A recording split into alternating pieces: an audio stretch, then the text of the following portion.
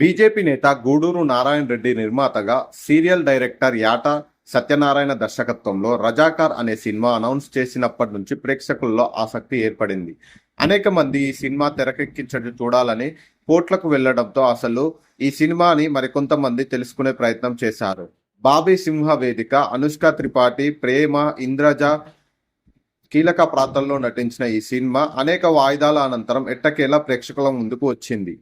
'Razakar' cinema కథ ఏంటో ఈరోజు చూద్దాం.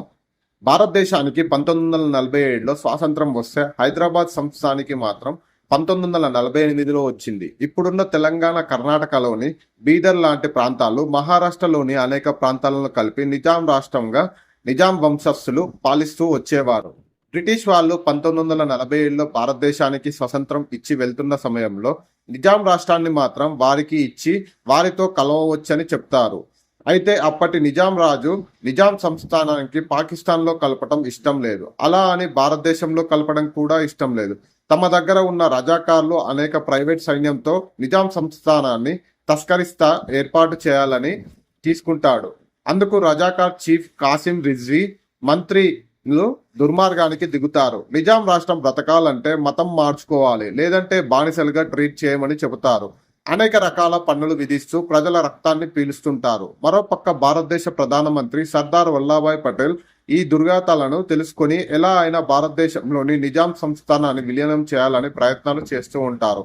ఈ నేపథ్యంలో ప్రజల్లో ఎలాంటి తిరుగుబాట్లు ఏర్పడ్డాయి, ఏ ప్రాంతంలో ప్రజలు తిరుగుబాట్లు బావుట వేశారు, తిరుగుబాటు చేస్తున్న సమయంలో వారి రజాకార్లు ఎలా అణగదొక్కారనే ప్రయత్నం చేశారు, చివరికి విలీనానికి ఎలాంటి పరిస్థితులు కారణమయ్యాయి లాంటి స్క్రీన్లు మీద తెలుసుకోవాల్సి ఉంది. నిజాం పాలనలో రజాకార్ల అరాచకాల గురించి తరతరాలుగా వారికి తెలియకపోవచ్చు, కానీ ఒకప్పుడు పెద్దలందరికీ వ్యవహారం అంతా బాగా తెలుసు. ఒక రకంగా చరిత్ర పుటల్లో ఉన్న అంశాలన్నీ ఇప్పటి తరానికి అందించాలనే ఉద్దేశంతో ఈ సినిమా తెరకెక్కినట్లు అర్థమవుతుంది. నిజానికి నిజాం పాలనలో ఒకప్పుడు ప్రజల్ని ఎన్నో ఇబ్బందులు పడ్డారు.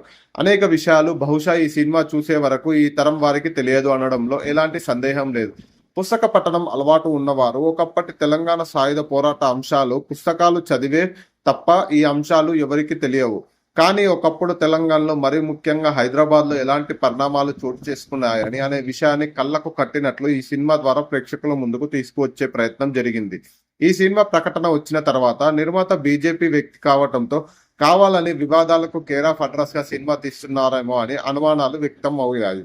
దానికి తోడు ప్రమోషన్లు కూడా గట్టిగానే చేస్తున్నారు. కానీ స్టార్ క్యాస్ట్ లేకపోవటం, దర్శకుడు స్టార్ డైరెక్టర్ కాకుండా ఒక సీరియల్ డైరెక్టర్ ని పెట్టుకోవడంతో సినిమా మీద ప్రేక్షకుల్లో ఒక స్థాయి వరకు మాత్రమే అంచనాలు ఉన్నాయి.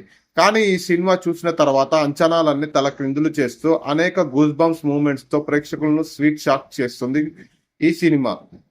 ఈ ప్రాపగాండా ఫిలింనే అయినా ఉండవచ్చే గానీ చూసే వరకే అందరిలో అభిప్రాయం ఉంటుంది. కానీ చరిత్రలో ఏవైతే విషయాలు ఉన్నాయో అవే విషయాలకు ఒక దృశ్య రూపక ఈ సినిమాగా నిలుస్తుంది. కొన్ని సీన్లు కళ్ళకు కట్టినట్లు ప్రేక్షకుల ముందుకు వస్తాయి. అయితే సినిమాలో ఏ ఒక్కరు హీరో అనలేము. ఎందుకంటే ప్రతి 20 నిమిషాలకు, అరగంటకు ఒక పాత్ర తెర మీదకి వచ్చి మ్యాజిక్ చేస్తూ ఆకట్టుకుంటుంది. ఆ పాత్రల్లో నటీనటులు కనిపించరు, కేవలం పాత్రలు మాత్రమే కనిపిస్తాయి. అంతలా ఒక్కొక్కరు తెర మీదకి వచ్చేసరికి వీరంగ ప్రేక్షకులు మంత్రముగ్ధుల్ని చేస్తుంది. ఇంకా కత్తి మీద సాము లాంటి విషయం ఏమిటంటే ఇది స్వాతంత్రానికి పూర్వం జరిగిన కథ ప్రేక్షకులకు ముందుకు తీసుకురావాలని కాబట్టి వాటి సెటప్ ని ప్రత్యేకంగా సృష్టించారు. ఆ విషయంలో సినిమా యూనిట్ బాగా సక్సెస్ అయిందని చెప్పవచ్చు. ఫైనల్ గా రజాకార్ మూవీ ఒక సర్ప్రైజింగ్ ప్యాకేజ్. ప్రాపగాండా ఫిలిం అనే అనుమానాలు లేకుండా మేకింగ్ కోసం సినిమా లవర్స్ చూడాల్సిన సినిమా ఇది. అయితే రెగ్యులర్ కమర్షియల్ సినిమాల కోసం తప్పించే ప్రేక్షకులకు నచ్చకపోవచ్చు. ఈ సినిమా రేటింగ్ 3/5.